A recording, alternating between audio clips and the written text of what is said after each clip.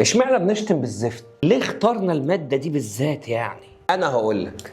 في جامعة كوينزلاند في استراليا، بروفيسور توماس بارنيل في 1927 كان عاوز يثبت للطلبة بتوعه إن الزفت اللي ساعات بيتفتت ويتكسر زي الإزاز كده أصلا سائل. فعمل إيه بقى؟ جاب قمع إزاز صب فيه زفت سخن بيغلي، وبعد 3 سنين فتح القمع من تحت وساب الجاذبية تتعامل منها لطبيعة الزفت. ومن هنا بدأت أطول تجربة في التاريخ.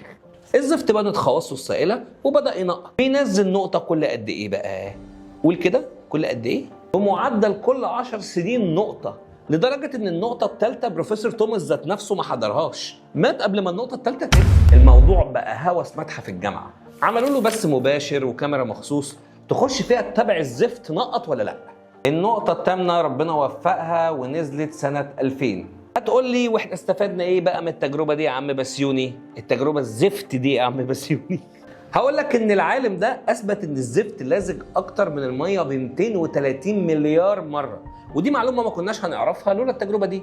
فالزفت هو اللي عامل نفسه صلب كده، بس في الحقيقه الزمن بيكشفه وبيطلع سائل. تاج للزفت اللي في حياتك.